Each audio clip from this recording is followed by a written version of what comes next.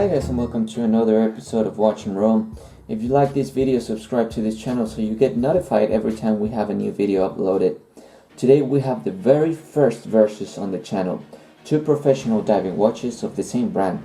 Here you will see my own comparison system, one that I believe is more fair, more realistic and more proportional. Meaning that if a watch costs 3 times more than the other one, it will need to be proportionally 3 times better. A tiny little bit of advantage for 3 times the price is a little bit of a disadvantage. Because remember, for example, if a drummer who can play a basic beat within 1 day of learning drums has more potential and intrinsic value than a person who can play just a little more but took him 10 years to get there. Can we say these two watches are comparable? Let's see. They are both ISO certified diving watches. Both are prospects, both PADI special edition, both with the date complication, both on a silicone strap, both Seikos, and based on the retail price they are exactly $400 apart from each other. The proprietary watch and roll comparison system will be divided on this setup based on priorities that fall in the fundamentals of the best watch, meaning that which watch can get the job better done. As simple, as honest, and as realistic as that. It's based on reliability, durability, and capabilities. So the system will be based on 3 levels. A and B will earn a max of 4 points because they are more important than C and D. Then C and D will earn 3 points because they are a little less important factors, and so on. So A will be efficiency of the movement. B, efficiency of the design, referring to how is the watch engineered in order to get the job done. C, materials. D, build quality. E, quality control. F, X factor. And G, the heritage, history of the watch, and brand prestige. And then at the end we will use the score to see if the Seiko S62 MAS reinterpretation is worth twice the price of its contender. Introducing the watches, the Seiko SNE499 PADI Special Edition, aka the Seiko Tuna, and the Seiko SBDC055 PADI Special Edition, aka the 62 MAS reinterpretation. Let the battle begin. Starting off in the first level, efficiency of the movement, which means accuracy, durability, reliability, etc. The Seiko Tuna has the solar quartz B157A, and the Seiko 62 MAS reinterpretation has an automatic 6R15. The Tuna is more reliable. Even the 6R15 is going on plus 1 second per day. The rating is plus or minus 15 seconds per day. The Tuna is not affected by magnetism. The 62 MAS reinterpretation, it is affected by magnetism.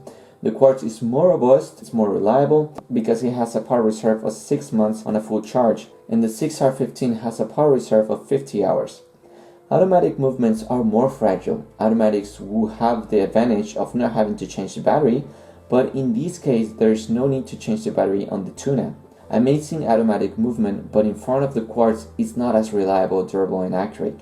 So we will give a total of 4 points to the Tuna based on the movement used on divers. And we will have to give a 2 to the 62 MAS reinterpretation because even it can be magnetized and it can be inaccurate depending on the state of the movement and the 40-hour power reserve. It's very accurate, efficient, reliable, and durable for being an automatic. Also, I'm considering that when it comes to diving, an automatic movement is accurately enough, power reserve is enough, and it's reliable enough. Second level, the efficiency of the design. Which watch is easier, more comfortable to use, and which design allows the watch to get the job done better? Let me say that both are good. Both have screw-down case backs, screw-down crowns, both are rated 200 meter water resistant, both have markings all the way around the bezel, but let me say that the Tuna has the crown on the 4 o'clock position versus the 62 MAS. The Tuna has the shroud making it stronger and it prevents the bezel to turn accidentally, but at the same time we could say that it could be harder to manipulate than the 62 MAS reinterpretation. Nonetheless, the Tuna seems stronger because of the shroud and it has loom markings from 1 to 15 minutes on the bezel. At the same time, the 62 MAS is more legible and easy to read based on the design of the handset, the R markers, and based on personal experience. So based on better crown positioning, shroud, and loom bezel, the Tuna gets a 4 and the 62 MAS reinterpretation gets a 3 for being more legible. Going to the next level, materials. both stainless steel, but in this case the 62 MAS has a sapphire crystal, an ADLC amorphous diamond-like carbon bezel, and the diashield, making it more scratch resistant. The Tuna has hardlex crystal, being more prone to scratches. The bezel is a type of plastic. It simply can't compare to the ADLC of the 62 MAS. So the points here go to the 62 MAS, but we will leave a 1 for the Tuna because hardlex is a good crystal for being mineral and the shroud is a good material for shocks.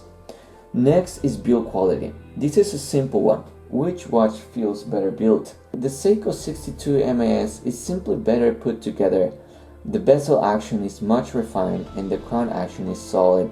While the Tuna, even though the bezel action is good, the crown action is rather bad because it wobbles. So 1 for the Tuna and 3 points for the 62 MAS. Next, the quality control. This refers to alignments, blemishes, and things like that. So both watches came in good conditions. There is no blemishes. Unfortunately, the 62 MAS chapter ring is not very perfectly aligned, and even though the Tuna has a better aligned chapter ring, the second hand doesn't hit the minute markers. So we're gonna have to give both a 1. Next, let's go to the X factor. And so which is more fun to wear? Which has the magic that we don't know what it is but we like it? Well, let me tell you.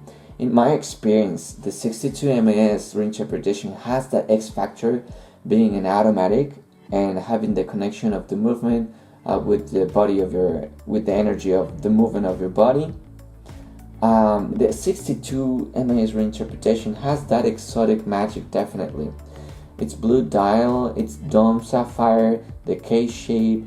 I definitely feel I'm wearing something good. I just feel confident when people notice my watch.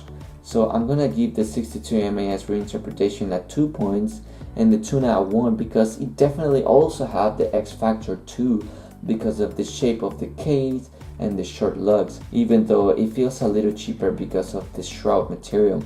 So the Tuna has the X factor, but the 62 MAS reinterpretation just has more.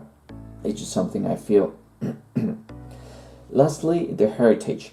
Both are from the same brand, which is extremely respected in the world and hated by a small group of snobs, but for the vast majority of people that know about watches, Seiko has a huge brand prestige and history.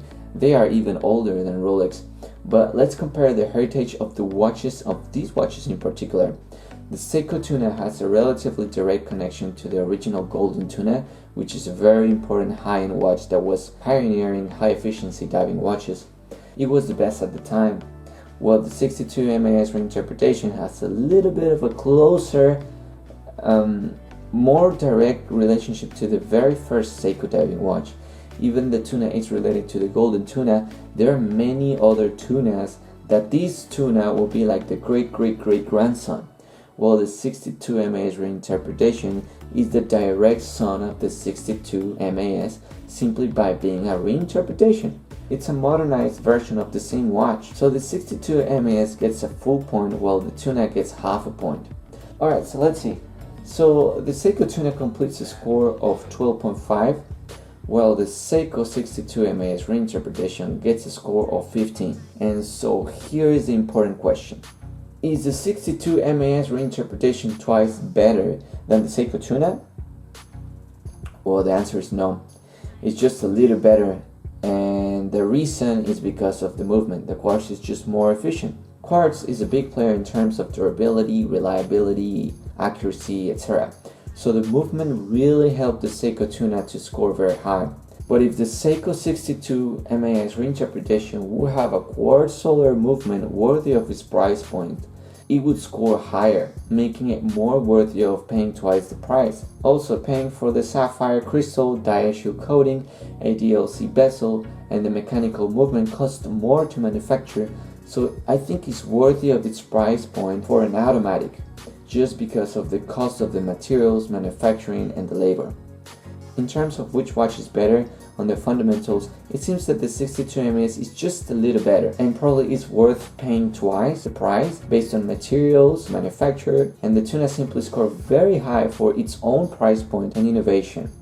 While the 62 MAS is basically using an old and a little more obsolete system, But at the end of the day, it is you who will move these requirements according to your own personal priorities and make your own score. Do you rather an automatic movement and sacrifice efficiency? Do you rather to get a better material, or do you rather to get a watch that can do a better job, that you don't need to worry about magnetism and other things? All this is relative to your own taste. Which one would I prefer? Well, I think the 62 MAS reinterpretation, because the X factor, even though my logical side of me will pick the Tuna instead. Meanwhile, as a fair comparison based on the fundamental principles of which is a better watch, the score, I think you get a very good value for your money based on what you get for both. If the Tuna had a mechanical movement based on its own price point, maybe paying twice as much for the 62 MAS reinterpretation would be a lot more noticeable. That's it, guys. Now I want to ask you a question, so let me know in the comments. Which watch would you choose? Without anything further, I'll see you in the next video.